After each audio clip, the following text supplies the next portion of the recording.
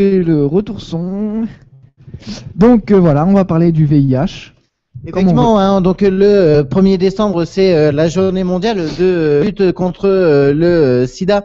Donc on va parler du sida, maladie bien évidemment que tout le monde a pu entendre parler, néanmoins dont tout le monde en a Peur. peur et marre. Marre aussi, oui. D'accord.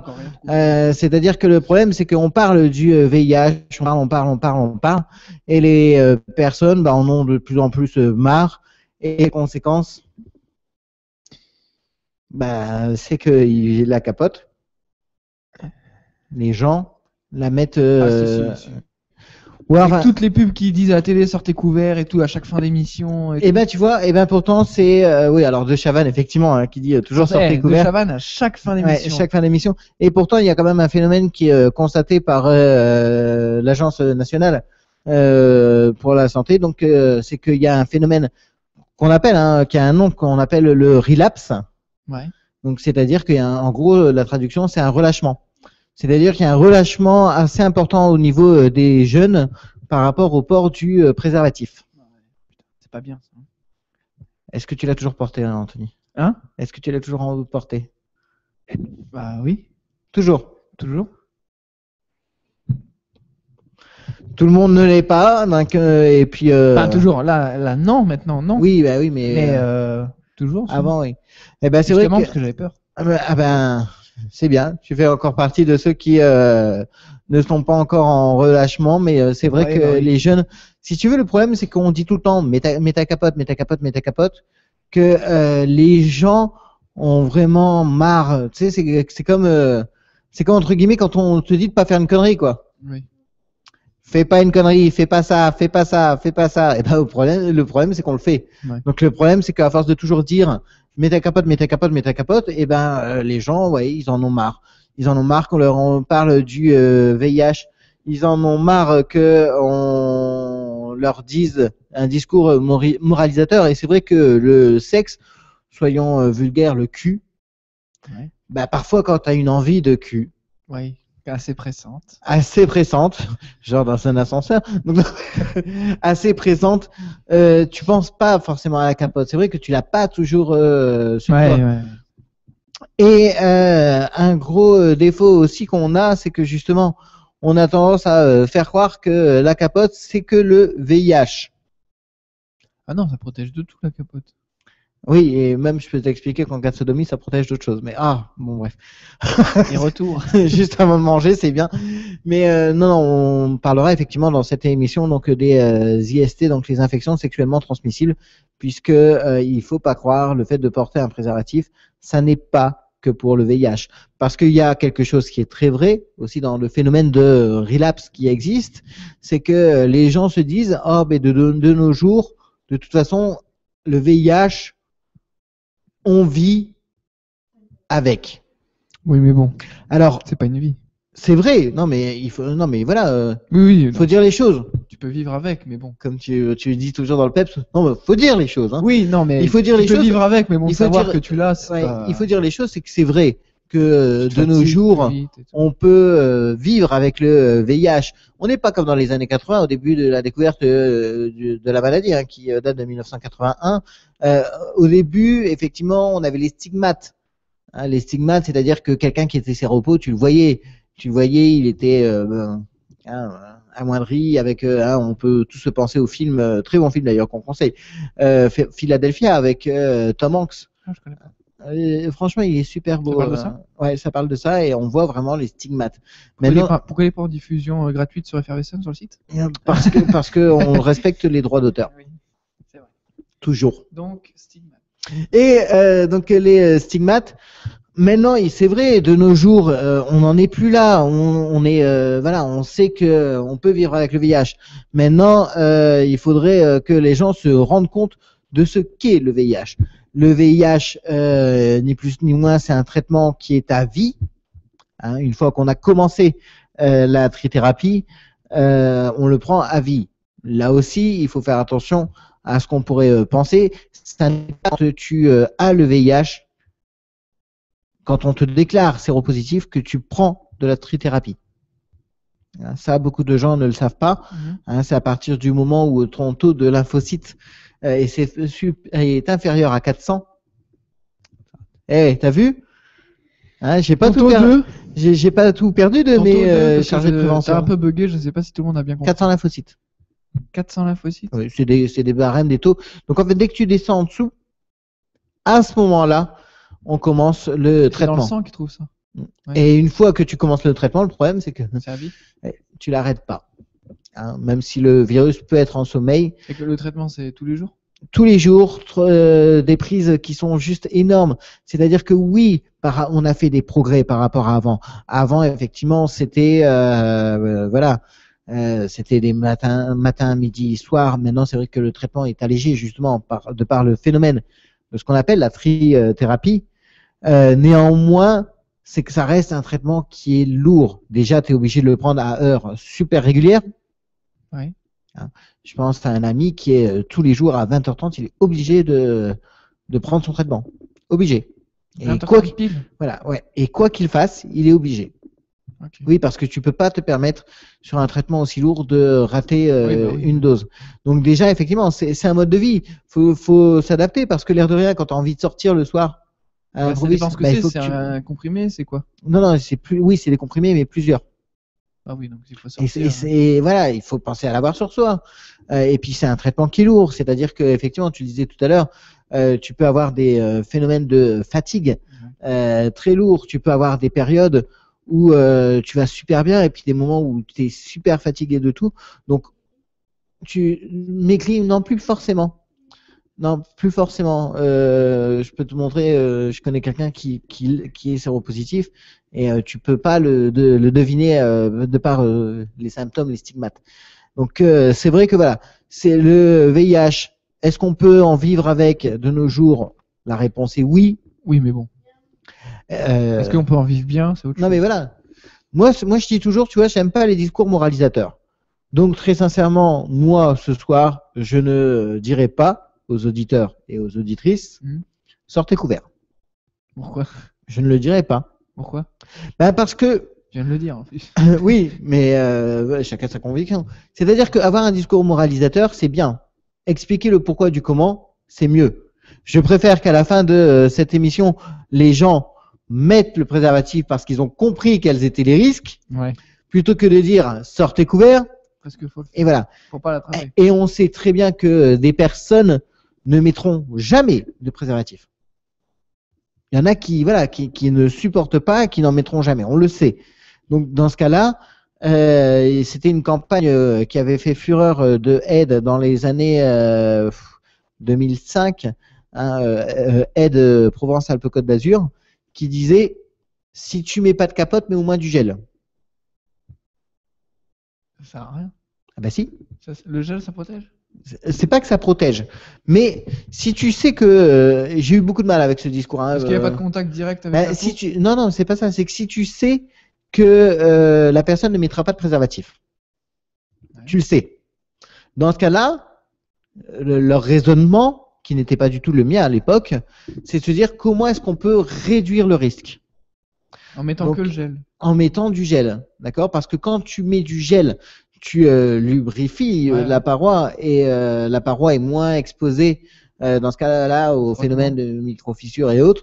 Et donc dans ce cas-là, effectivement, ça va diminuer le risque, même s'il existe tout le temps. Néanmoins, entre une personne qui on sait qu'il va pas dire je mets pas de capote, c'est pas grave, j'ai du gel. C'est exactement pour ça que j'ai à l'époque quitté Aide. Néanmoins, c'est quand même quelque chose qu'il faut à la limite intégrer. Il faut intégrer qu'une personne, tu ne pourras jamais lui faire porter de préservatif.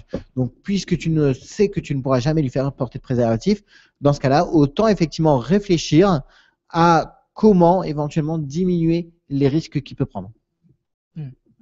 Forcément. Parce que ça existe, les gens qui sont allergiques aux préservatifs. Alors, là, j'aurais tendance à dire oui et non.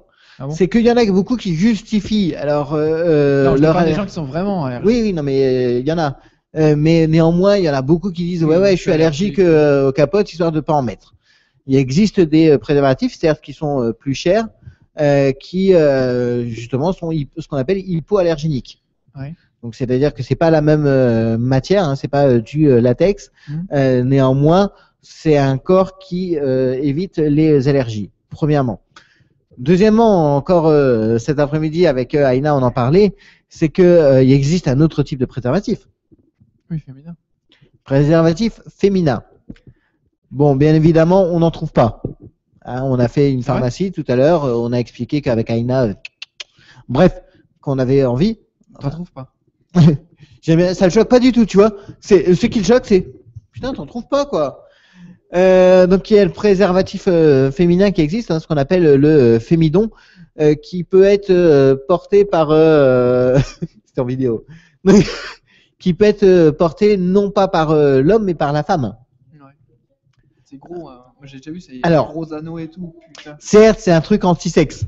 Hein, c'est sûr que ça, le truc qui te donne pas envie, autant l'avouer. Tu le mets, c'est déjà écarté. Voilà, je voulais en ramener un ce soir, donc c'est vrai qu'on a demandé à la pharmacie. Non, mais expliquez. Expliquer que le préservatif féminin, en fait, c'est 2 anneaux. Ouais, c'est l'inverse de la capote, quoi. Non, ah non, pas du tout. Ah si, c'est un préservatif, mais dans l'autre Donc, sens. c'est-à-dire que c'est 2 anneaux, un que tu plies en 8 Oui, c'est ça. et que tu mets au fond du vagin. Ouais. L'avantage, bien évidemment, c'est que ce préservatif peut se mettre jusqu'à 3 heures avant le rapport sexuel. Il n'y a pas un anneau en ferraille de l'autre côté? Non, c'est pas en ferraille. Non, bah non, il faut que ça puisse rentrer quand même. Non, mais de l'autre côté. Non. La partie. Non. Et l'avantage, c'est que ça peut être porté 3 heures avant. C'est que ça peut être porté pour 2 à 3 rapports. Ah oui. Avec la même personne, hein. Sinon c'est un peu dégueulasse, ça fait bouillon de culture. Mais voilà, ça peut. Et c'est vrai que c'est quelque chose qui, oui, il faut pas avoir un sexe supérieur à 17 cm. Si mes chiffres sont bons, ma mémoire est bonne. Quoi? La vagin d'une femme, c'est 15. Oui, mais je te parle du préservatif féminin. Parce que le préservatif féminin, sinon tu peux l'envoyer à l'intérieur. Ah oui, alors là, on pourrait le chercher. À la pêche. Moi, un anneau. La pêche au moule. Ah, c'est. Excusez-moi.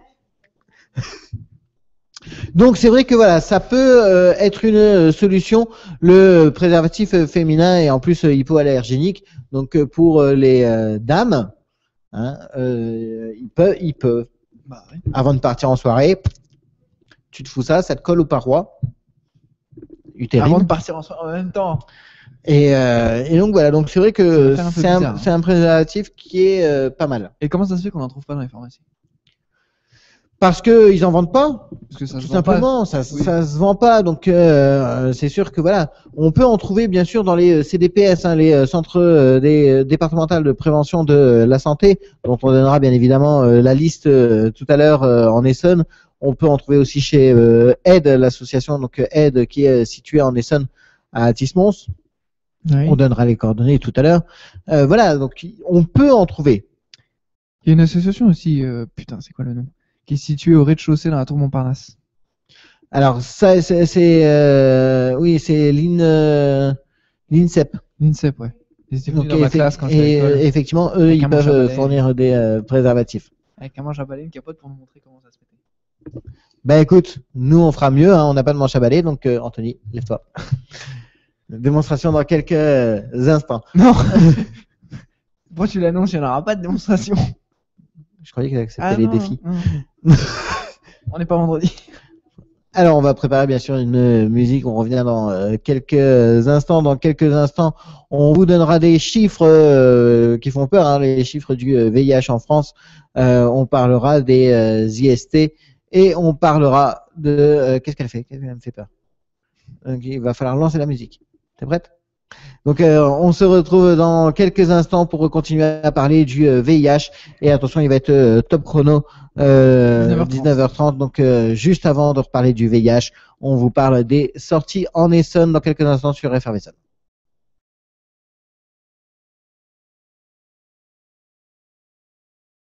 Pour le lancement des FR Essonne puisque c'était notre chanson, mais attention au départ puisque c'est la campagne les restos qui démarrent aujourd'hui, on le disait tout à l'heure dans l'agenda. On revient sur, façon de parler, le VIH et les IST. Donc, avant de parler des IST et du VIH d'une manière générale, il faut le savoir que actuellement, donc le VIH, virus d'immunodéficience humaine, Hein, donc là, c'est le stade où on n'est pas malade, entre guillemets. Oui, pas encore. Hein, et une fois qu'on est malade, qu'on a contracté donc la maladie Et déclarée, séropositif. non, séropos, c'est vraiment quand on est VIH. Ah, c'est pareil, VIH, séropositif. Voilà. Ok. On devient en phase SIDA, une fois que la maladie est déclarée, le SIDA qui est le syndrome d'immunodéficience acquise. Alors, quelques informations par rapport au VIH, puisque de nos jours, ça reste un des virus qui est les plus dangereux. On estime que dans le monde, 33,4 millions de personnes vivent avec le VIH. 4 millions. Millions, ouais. C'est la Terre, un elle peu peut plus que combien la moitié. C'est 6 milliards, mais c'est pour te dire quand même que c'est 3 fois la Belgique. Putain. Je pensais pas qu'il y en avait autant. Ben, voilà. 3, Donc 3 fois la Belgique. 33,4 ou 3? Ouais. On estime que les décès, les dus au sida, c'est de 2 millions. Les nouvelles contaminations, c'est 2,7 millions. Hein, ça, c'est donc dans les chiffres mondes. Mais en France, bien évidemment, on a beaucoup aussi de cas de séropositivité. Et bien évidemment, ça touche pas que... ça touche bien sûr tout le monde, mais ça touche aussi quelque chose qui fait un peu plus chier, si je peux me permettre d'être vulgaire. C'est que ça touche aussi les jeunes.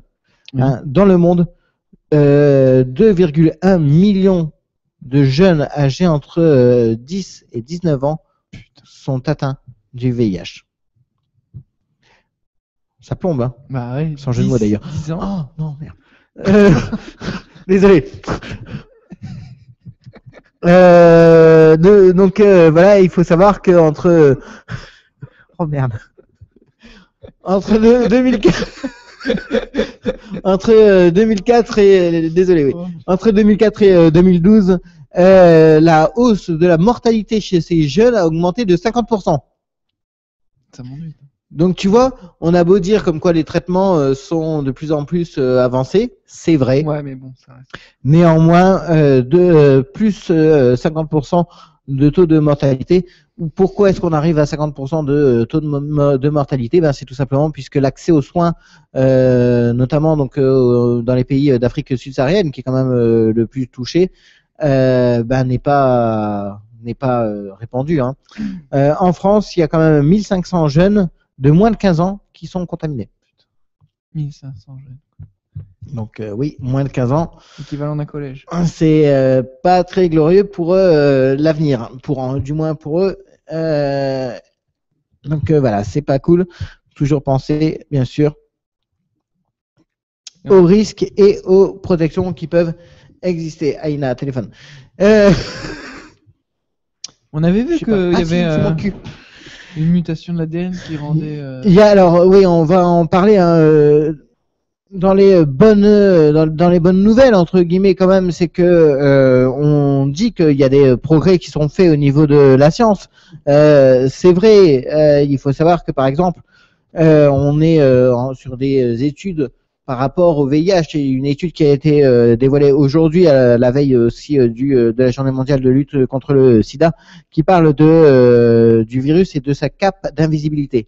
C'est-à-dire que le virus, alors déjà, une chose importante aussi à préciser avant tout, c'est qu'il existe 2 types de souches. Il y a le VIH1 qui est en Europe, et on a le VIH2 qui est en Afrique subsaharienne. En Afrique. C'est pas les mêmes. Non, c'est pas le même. Donc, en ce qui concerne le VIH1, on le sait, il a ce qu'on appelle une cape d'invisibilité, c'est-à-dire la faculté de se masquer, de se cacher pour les autres cellules. On a réussi à découvrir comment il fonctionne. Ouais. Mais attention, qu'on soit très clair là aussi, qu'on ait découvert comment il fonctionne, c'est une avancée significative et on ne peut que la souligner. D'ailleurs, c'est fait aussi par les dons qui sont faits aux associations de lutte contre le sida. Néanmoins, je rappelle qu'on est encore loin, voire très loin, du vaccin. Oui, voilà. Donc le vaccin, on l'estime à dans 10 ans. Ouais. Et en plus, le VIH, petit sympa, c'est qu'il a la capacité de justement de muter. C'est-à-dire qu'au plus tu trouves des traitements pour essayer de lui en foutre plein La gueule. et ben lui, il trouve des solutions pour les contrer.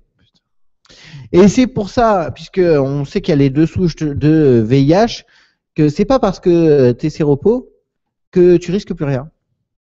Ouais. Parce que ça aussi, hein, il y a un phénomène qui a existé il y a 5 ans dans le milieu, notamment homosexuel, qui était un phénomène qu'on appelait le gift. Le gift, phénomène super dangereux, hein, ça s'appelait le don. C'est-à-dire qu'il y avait des jeunes qui justement on avait tellement marre du VIH, on avait tellement marre de ça, de devoir se protéger, de devoir faire attention, ils se sont dit bon ok, je vais le choper. Je vais le choper, comme ça après je suis tranquille. Ouais. C'est le raisonnement. Hein.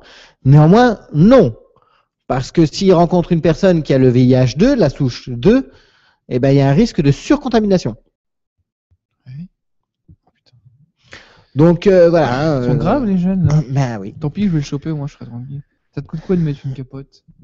Oui, mais je t'ai dit, attends, voilà, moi je crache pas dedans. Je crache pas sur, je crache pas sur les personnes qui voilà, Non, j'ai pas parce dit de cracher, que mais... il faut comprendre. Moi je dis, il faut comprendre. C'est vrai que plus simple quand de mettre t'as une envie, capote que de choper le VIH. ouais, mais excuse-moi de le dire, hein, quand t'as envie de baiser, t'as pas forcément la capote sur toi, quoi. Ouais, mais bon, ça peut bien te sauver la mise. C'est clair. D'ailleurs, on préparera une chanson un peu badante tout à l'heure qui est, c'est Il suffit d'une fois, qui est un phénomène vrai. Si on prend le président de Aide, hein, Christian Saout, qui avait le VIH avec son copain, ils ont eu des rapports pendant plus de 10 ans non protégés. Ouais. Il y en avait un qui était séropositif, l'autre était séronégatif. Jamais rien eu. Son mec a été une fois ailleurs, il l'a attrapé. Putain. Donc c'est vrai que par rapport à cette maladie, il suffit d'une fois. C'est pas le tout de se dire ouais bon bah voilà, on sait que voilà ça peut être une fois de trop. Donc on parle des dispositifs de prévention. On parlera en fin d'émission du dépistage, qui reste une des solutions pour déjà savoir si au moins on est contaminé. Alors, histoire de donner envie, hein, on va parler aussi des IST, les infections sexuellement transmissibles, puisqu'on disait tout à l'heure hein, la capote. D'ailleurs, au passage, ils en font quand même des meilleurs de nos jours. Hein. La capote, protège du VIH et pas que. Il existe différents types d'IST, les infections sexuellement transmissibles. À l'époque, on appelait ça les MST, les maladies sexuellement transmissibles. Hein, on a changé de nom pour une raison simple, c'est parce qu'on estime qu'une infection n'est pas forcément une maladie. Ouais. Hein, c'est vrai que voilà, dans ce qu'on va citer, il y a vraiment des maladies et il y a des infections. Bien sûr, on peut penser tout de suite aux hépatites. Et là aussi, encore quelque chose qu'on croit, c'est qu'il n'existe que l'hépatite B. Non mais c'est vrai, quand tu te fais vacciner, quand tu es gamin, que tu as 16 ans, on dit allez, on va te vacciner contre l'hépatite B. De nos jours, parce que tout le monde est vacciné contre l'hépatite B, donc tant mieux. Néanmoins, il existe d'autres hépatites, l'hépatite A et l'hépatite C. ABC. Ça va. Silence. L'hépatite B, donc on peut parler des symptômes, hein, mais voilà, c'est des fièvres, des jaunisses dans 10% des cas. Bon appétit bien sûr pour ceux qui vont plus tarder à manger. Néanmoins, ils peuvent avoir des complications. L'hépatite B, si elle n'est pas traitée, ça peut aller donc des maladies graves du foie, que ce soit aussi bien des cirrhoses que des cancers. Ou les deux. Ah, parfois, tu peux avoir un jackpot. Donc, voilà, l'idée, c'est de se vacciner. Alors, l'hépatite A, un peu moins connue.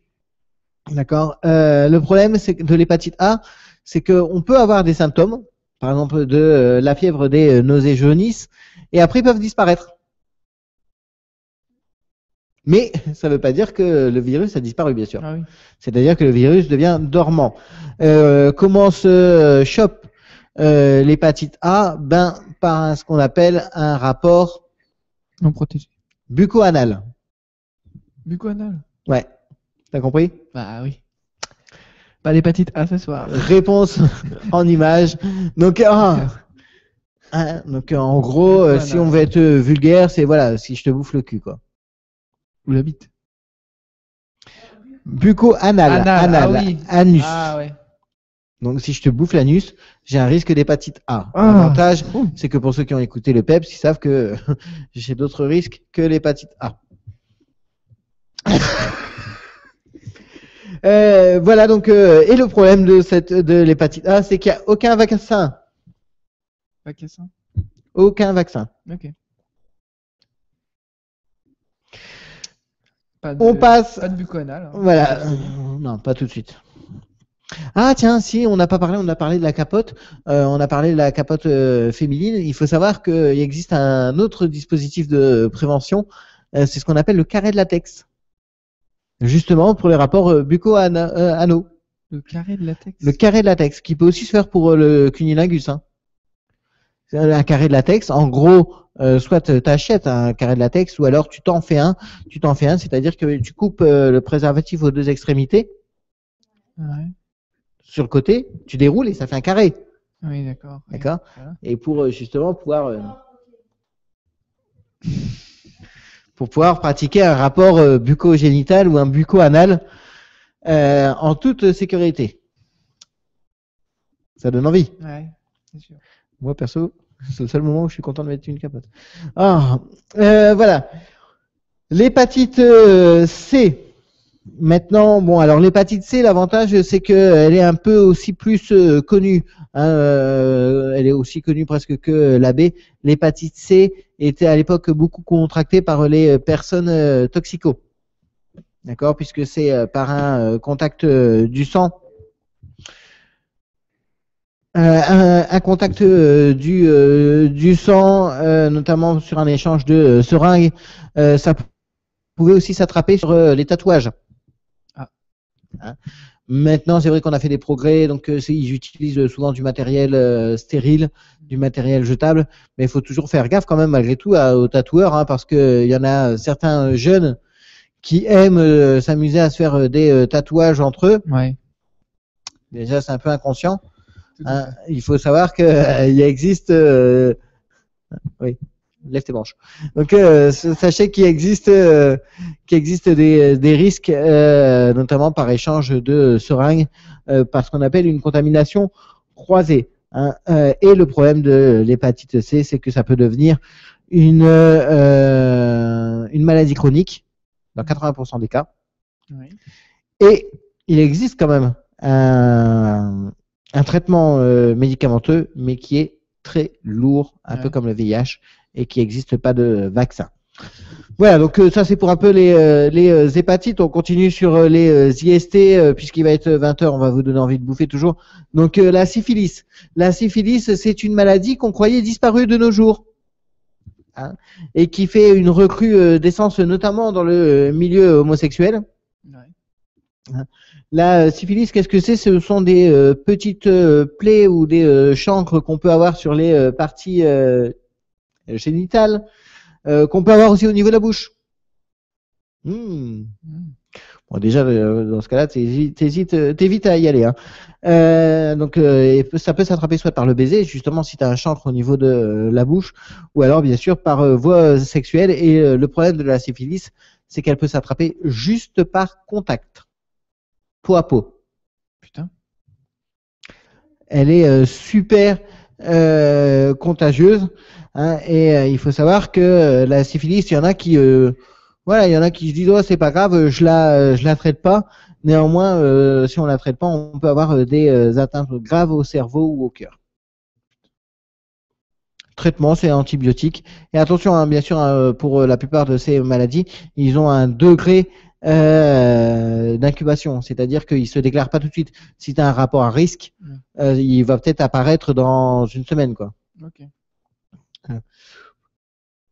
Le dernier qu'on va parler, puisqu'il y en a d'autres, mais qui sont pas répandus, on va parler de un qui est, les deux qui sont répandus. Au niveau masculin, au niveau masculin, c'est ce qu'on appelle la blénorragie. Est-ce que tu sais ce que c'est que la blénorragie? Non, mais ça n'a pas un nom qui m'attire.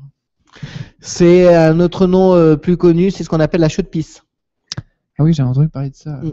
C'est la pisse Ah. jaune là? Non. Moi, Attends. alors, bien évidemment, comme j'ai aucun souci pour parler prévention, j'ai aucun souci pour dire que j'ai attrapé. Ouais, j'ai eu 2 fois la blénorragie. Ouais. La blénorragie, au niveau des symptômes, c'est pas compliqué. Tu as l'impression de pisser des lames de rasoir. Oh. Putain, je viens d'avoir mal là. Voilà.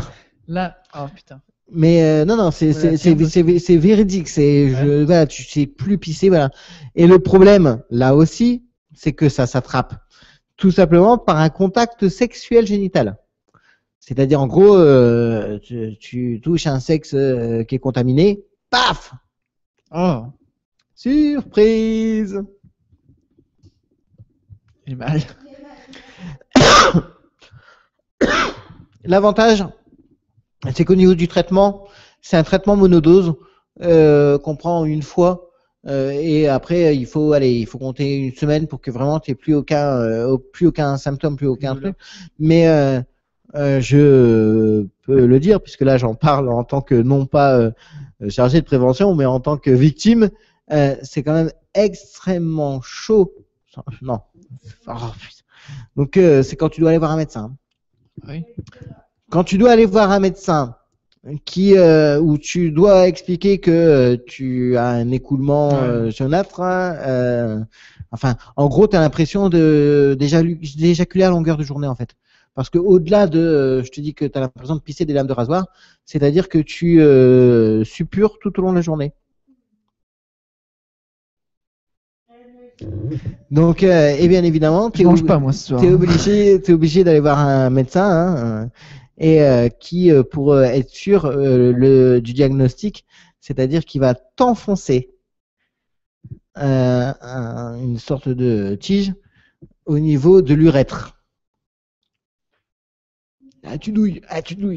Mais là je douille, mais pourtant je suis pas chez le médecin. Ah bah oui, il n'y a pas d'anesthésie, donc voilà. Délai d'incubation 2 à 7 jours. Donc, voilà, donc vous voyez. Et l'autre c'est quoi là? Bah, c'est la version un peu féminine de la chaude-pisse, c'est ce qu'on appelle des chlamydia. Les chlamydia, oui, c'est un peu plus connu. C'est en gros des champignons, pour faire simple. Et là aussi, quoi? Oui, des choses comme ça, des champignons. Faire simple. Là aussi, c'est un simple contact avec une personne infectée. Il faut savoir que les chlamydia, ça peut exister aussi chez l'homme. Dans ce cas-là, le risque, c'est une baisse de la fertilité. Eh ben, écoute. Et chez les femmes, c'est une infection des trompes pouvant entraîner la stérilité ou des grossesses extra-utérines. Antibiotiques, bien sûr, dans les 2 cas. Que ce soit dans la syphilis, la bléno ou dans... bléno, t'as vu? Je suis intime avec. Donc, la bléno ou les chlamydies, les chlamydia, pendant le traitement abstinence sexuelle. Ah bah oui, tu m'étonnes. Bon, en même temps, je rassure, quand t'as une bléno, t'as franchement pas envie de baiser, quoi. Ouais, non. Hein? Alors? Ouais. Heureux? Oui. Ça se voit.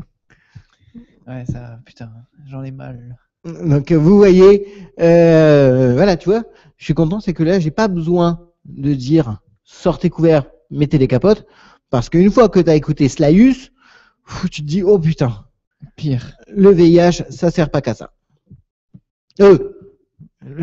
Non, les capotes. Les capotes, ça sert pas qu'à ça. Ça fait toi, visiblement, ce soir, c'est ta soirée. Ouais.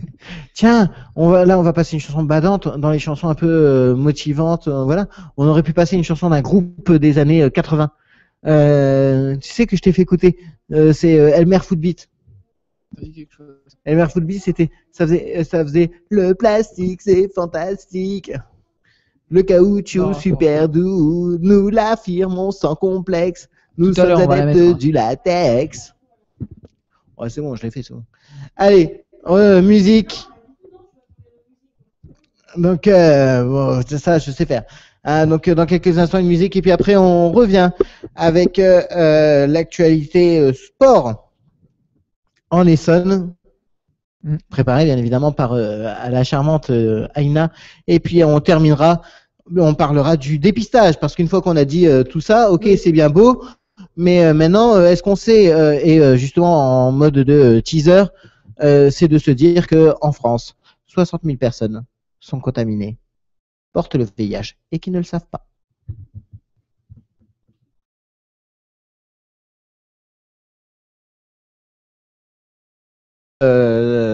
Spécial VIH. Alors déjà, est-ce que tu as appris des choses? Oui. Est-ce que tu as plus envie? Ça m'a donné plus envie de mettre un préservatif en cas où il y aurait besoin. Bon, là, il n'y aurait pas besoin normalement. Comment il faut que tu te sortes de cette merde? Ah bah alors, de toute façon, mais c'est vrai qu'il faut pas négliger ça. comme dire l'Église, bien sûr. Ça fait bien peur. Mais Ce le qui meilleur nous moyen de attend. contraception, c'est la fidélité. Là? La fidélité? Ah, j'ai compris l'infidélité. Non, la fidélité. Alors, on a donné donc les chiffres dernière partie. On va vous parler donc du test de dépistage. Alors, le test de dépistage, bien évidemment, différents types de dépistage existent. Lesquels? Il y a le stérilet pour les femmes. Mais non, je te parle pas de moyens de contraception. Ah! Je te parle des moyens de dépistage. Mais voilà, ça y est. Dépistage. Oui, mais il y a Dépistage. il y a Donc, pris sanguin, comment? hein. Oui, essayer de détecter, de savoir si on a le VIH. Hein, je vous l'ai dit tout à l'heure. 60 000 personnes ont le VIH en France sans le savoir. Donc, 60 000, ça veut bien dire qu'elles ont des rapports sexuels.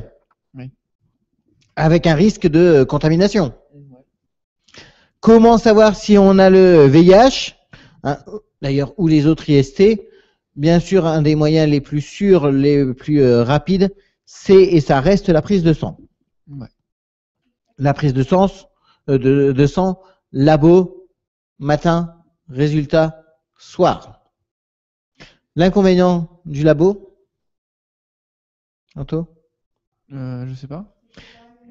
Ben, c'est que premièrement, c'est pas anonyme, donc tout le monde connaît ton résultat. Non. Et puis la deuxième chose, non, il y en a trois inconvénients. Deuxième, c'est que c'est payant. C'est pas pris en charge par la Sécu. Et le troisième, ben, c'est que t'as pas d'accompagnement. Hein.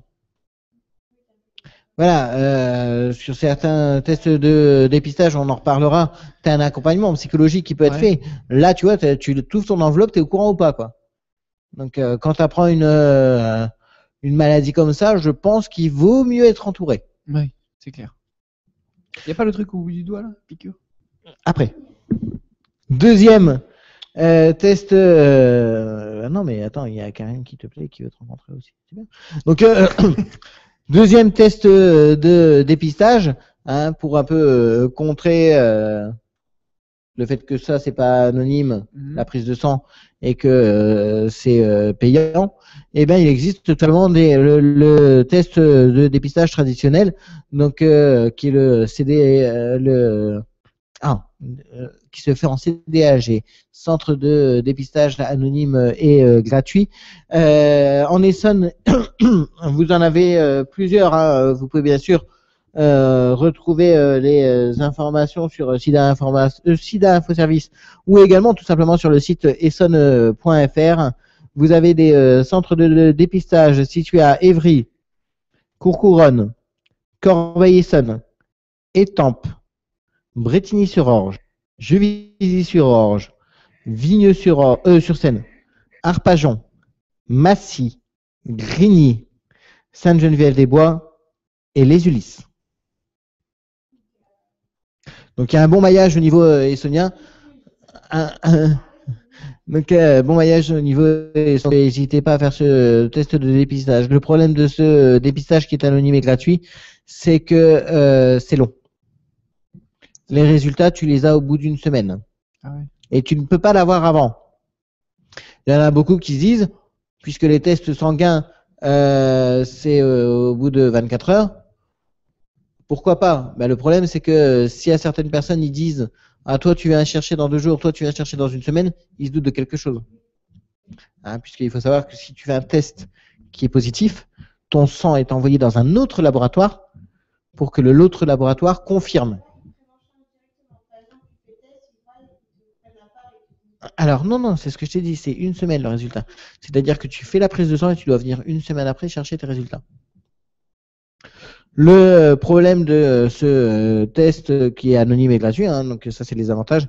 L'inconvénient, c'est que justement, comme c'est 1 semaine, les gens passent souvent à autre chose. Ils viennent pas chercher. Ils viennent pas chercher. Il y a un taux qui est quand même assez important. Je crois que c'est 40% des personnes qui vont pas chercher leur test. Bon, au-delà du fait de se dire que ça fait du travail pour rien, pour les médecins, surtout qu'ils connaissent pas leur truc. pour les labos, enfin pour tout ça, c'est qu'effectivement ils connaissent pas leur statut sérologique, quoi. Mais là aussi, faut comprendre. T'imagines comment tu dois flipper pendant 1 semaine. Bah ouais, Donc, moi, ça m'est arrivé. Moi, j'ai un collègue aussi comme ça là, qui avait fait un test. Moi, en 2005, avant mon PAX, j'ai fait un test de dépistage anonyme et gratuit. J'avoue, j'avais pris des risques conséquents. Avant, je peux durer que pendant 1 semaine, ouais, quoi. Et quand tu y vas, comme je disais dans le PEPS, putain, c'est vraiment le seul test que tu es content de rater, quoi. Bah ouais. Donc ça, c'est la deuxième forme de dépistage plus récent. Il commence à être répandu depuis 1 an. C'est effectivement ce qu'on appelle le dépistage rapide. Le dépistage rapide, comme le disait Anthony tout à l'heure, en fait, on vous prend une goutte de votre sang, on l'analyse et on sait tout de suite, 30 minutes, est-ce que c'est fiable, 99%. C'est vrai? Oui, il te donne un papier. Oui, c'est gratuit. Pourquoi on va dans un truc pour faire attendre 1 semaine? Et l'avantage, c'est que je vais y arriver. D'accord? Je termine. Donc 30 minutes. L'avantage, c'est aussi que tu es accompagné là. Tu vois, c'est que contrairement à la prise de sang, tu es accompagné. Comme sur le CDAG, un centre de dépistage anonyme et gratuit, tu es accompagné. Maintenant, l'inconvénient justement de ce test, c'est qu'il n'est bon que pour le VIH. C'est-à-dire, tu peux être séronégatif, donc ne pas avoir le VIH, mais avoir la syphilis ou avoir une hépatite. Ouais. Donc, rien ne remplace malgré tout le test sanguin. Donc, faire un dépistage rapide, c'est bien. Faire un test sanguin, c'est mieux. Toujours dans les modes de dépistage, on pourrait parler, donc c'est tout nouveau, ça date du 7 novembre. De ce mois-ci? Oui. Marisol Touraine, donc ministre de la Santé, a légalisé donc ce qu'on appelle l'autotest. Qu'est-ce que c'est que ça? L'autotest qui existe aux États-Unis, qui est commercialisé notamment dans les pharmacies ou sur Internet, c'est un test salivaire cette fois-ci. On achète et qu'on fait nous-mêmes? Voilà. Ça s'achète où? Pharmacie ou sur Internet. Il y en a déjà en vente là? Pas encore en France. Donc je t'ai dit, c'est un arrêté du 7 novembre. Donc c'est vraiment tout récent. Il prévoit une mise en place en 2014. Le test, c'est une goutte salivare, donc c'est sûr à 92%. Ouais. Donc un peu moins que le sang. Ouais. Et encore, apparemment, il s'avérerait vrai à 98% si tu es séronégatif. Donc si tu l'as pas. Donc c'est relativement fiable. Ça va faire un carton. Ça peut marcher bien. Maintenant, là aussi, contrairement à, c'est un peu le même truc que le premier. C'est que tu n'as pas d'accompagnement. Oui, voilà. Donc tu vois, tu fais un test salivaire chez toi. Donc, oui, tu vois, quand tu fais un test par exemple de grossesse, tu le fais chez toi tout seul. Généralement, la plupart du temps, tu es quand même un peu content. Ça dépend. C'est, voilà, oui, femme. T'es content de ne pas l'avoir. Quoi? Mais je parle de... Du bébé. Oui. Oui, bon, ça dépend. Généralement, tu es content. Ça dépend, oui. C'est un heureux événement dans une famille. Ouais. 14 ans, Par c'est un contre, peu là, c'est tôt, vrai quoi. que si tu fais le test salivaire, que tu es tout seul dans ta salle de bain et que tu te rends compte que tu es séropositif, ouais, comme t'as pas d'accompagnement, moi, franchement, tu as une chance sur deux de prendre la tête, quoi. Hein. Tu prends le tabouret, tu mets une corde. Non, mais sérieusement. Non, mais c'est. Oui, oui. Ou alors, faut l'acheter et être avec quelqu'un pour le faire. Voilà. N'oubliez pas, il n'y a que deux tests qui sont le doigt, donc dépistage rapide, juste un doigt. Ou alors le CDAG, donc centre de dépistage anonyme et gratuit, qui permettent un accompagnement psychologique.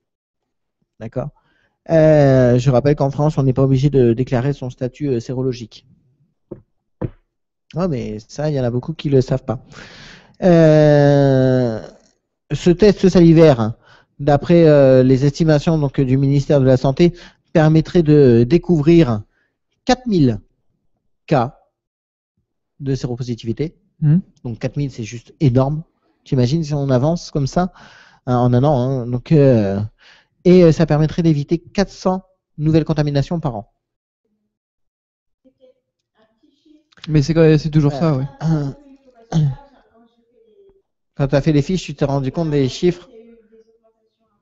Ah. Bah oui, c'est vrai que voilà, à partir du moment où on sait qu'il y a un phénomène de relâche, les chiffres ne peuvent qu'augmenter. Donc voilà pour les différents tests les différents tests qui peuvent exister. Avant de clôturer et de donner les événements en Essonne, je vous avais parlé vendredi dans le PEPS des 3 foyers de contamination. Donc bien évidemment, on a le foyer donc au niveau foyer de contamination, c'est les populations qui sont le plus à risque. Bien évidemment, on pense aux séropositifs. Donc, en gros, proportionnellement, il y a plus d'hétéros qui attrapent le VIH que d'homos. Ah bon? Oui. En chiffre, normal, les hétéros sont plus nombreux. Néanmoins, Ça se vérifie. non mais c'est-à-dire que si tu veux, par exemple, je sais pas, là j'ai pas les chiffres très précis, mais en hétéro, tu dois avoir un pourcentage qui doit être inférieur à 10% de la population qui contracte le VIH, tandis que chez les homos, il doit être à 20%, je crois, de mémoire. Donc il y a une prédominance dans la population homosexuelle. Donc c'est-à-dire qu'ils sont plus à risque, mais moins contaminés. Parce qu'ils sont moins nombreux aussi. Hein. Même si avec mariage pour tous, on ne sait plus. Hein. Deuxième foyer de contamination, c'est l'Afrique. Hein, donc les populations d'Afrique subsaharienne présentes en France. Hein, ils savent que le VIH existe. D'accord? Ils savent. Eux, c'est le 2. Le 2, non, enfin, sauf ceux qui sont nés en France. Hein. Donc, mais justement, tu vois, t'imagines un 1 qui rencontre un 2, enfin bon, 1 plus 2, enfin bon, bref. C'est pas terrible. Néanmoins, donc voilà, donc l'Afrique subsaharienne sait que le VIH existe, sait qu'on en meurt. Néanmoins, il y a un manque d'information énorme auprès de ces populations, donc ils ne connaissent pas. Voilà, hein, il faut savoir que il y en a 34%, je crois, qui pensent que le fait de se faire piquer par un moustique, ça permet d'attraper le VIH. Donc pour dire qu'il y a une méconnaissance. Bien sûr, il y a 2 autres foyers de contamination qu'il faudrait le préciser. Bien sûr, c'est les jeunes. Les jeunes avec ce phénomène de relapse. Hein, je rappelle, 1500 jeunes portent le VIH en France de moins de 15 ans. Et enfin, donc la dernière population, celle qu'on soupçonne le moins. Les personnes âgées? Eh ben, c'est les hommes de 40 ans. Ouais. Oui. Pourquoi? Parce que les hommes de 40 ans qui se retrouvent divorcés, qui se retrouvent célibataires, n'ont pas, voilà, enfin, pour ceux qui, bien sûr, hein, se retrouvent dans cette situation-là, n'ont pas le réflexe capote. Ah oui, à l'époque, ils n'avaient pas forcément besoin. Oui. Donc, ils n'ont pas le réflexe capote. Et c'est des personnes qui peuvent, par conséquent, avoir une pratique à risque. Pour terminer, donc, ce spécial VIH, 2 événements. Hein, on a parlé tout à l'heure du dépistage rapide. On informe que ce dimanche 1er décembre, Journée mondiale de lutte contre le sida. N'hésitez pas bien évidemment à faire un don pour les sites d'actions ou pour les actions de lutte contre le sida. Les avancées dont on a parlé tout à l'heure sont possibles grâce à ça. Et vous pouvez également, bien sûr, faire un dépistage donc gratuit et anonyme, donc en dépistage rapide, donc 30 minutes, à la Croix-Blanche sur le parking du magasin Alinea, pour pas citer de marque, mais pour le coup, c'est la bonne cause, de 10h à 17h. Autre mobilisation donc à Courcouronnes, donc l'atelier Santé-Ville en partenariat donc avec le CDPS, donc Centre départemental de prévention et de santé, organise du 25 novembre au 5 décembre des ateliers de sensibilisation aux principales infections sexuellement transmissibles et lutte contre le VIH.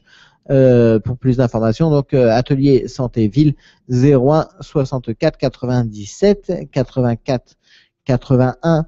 On pourrait bien évidemment terminer par citer l'association qui est tristement connue, un peu comme les Restos du Cœur, on parlait tout à l'heure. Donc là, sur le VIH, bien sûr, c'est l'association Aide, qui est en Essonne, située à Athis-Mons, rue de Juvisy.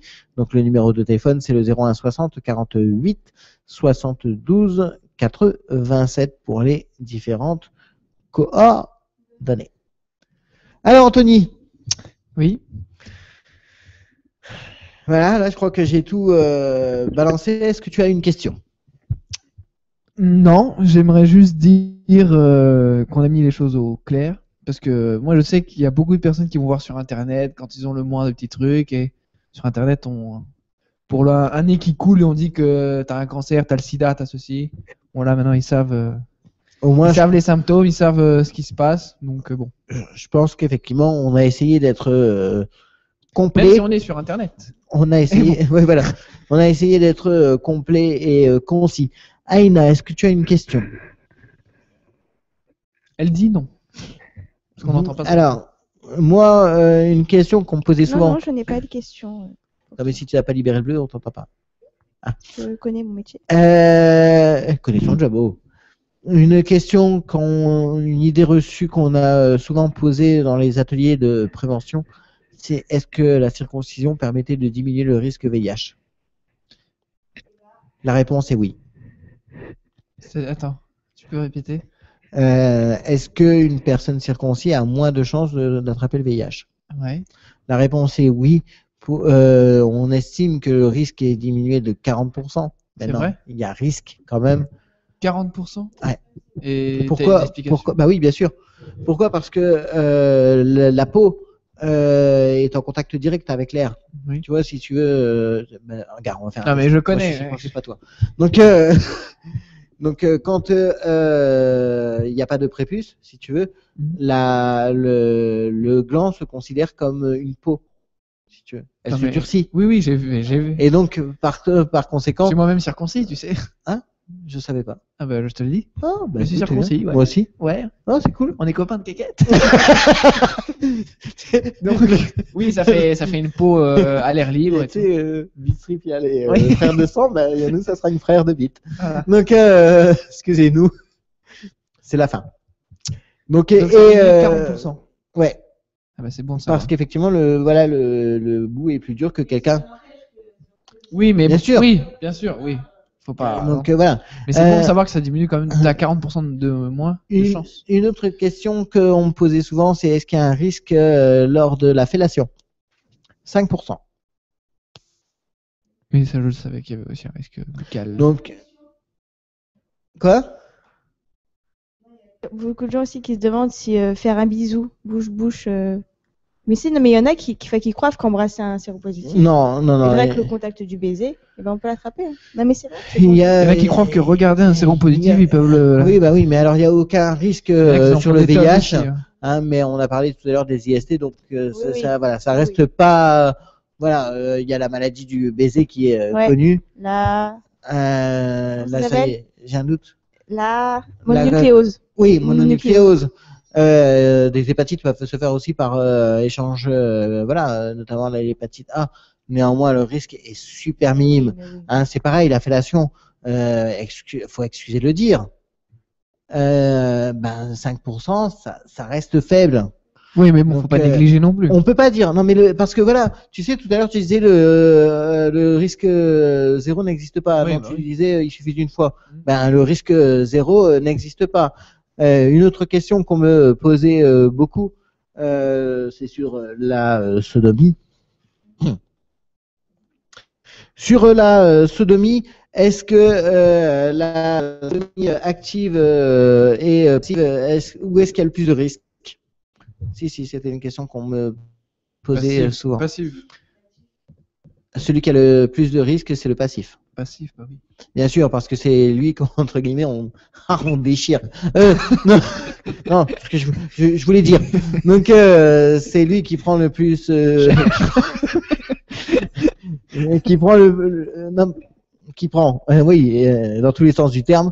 Et puis bien évidemment, à partir du moment où c'est lui qui se prend les 42 km/h de pression, donc c'est lui qui a le plus de risques. D'autres questions? Non. Non? On passe à la pratique. Tout ça. Anthony, le mot de la fin. Le mot de la fin, bah, je vais le dire quand même. Je vais dire sortez couvert. Voilà. Aïna, le mot de la fin, même si elle n'a pas beaucoup parlé. Je vais copier, sortez couvert. Non, mais protégez-vous, sérieusement, c'est très important. Vraiment. Moi, je l'ai dit que je le dirai pas, donc dans l'absolu, je vais suivre ce que je dis. Néanmoins, connaissez-en les risques, et je crois que quand on en connaît les risques, une seule solution, c'est de sortir couvert. Vous en savez plus qu'hier, mais moins que demain. Passez une excellente soirée. Rendez-vous demain pour les grands deals animés exceptionnellement par Aïna et moi à 19h.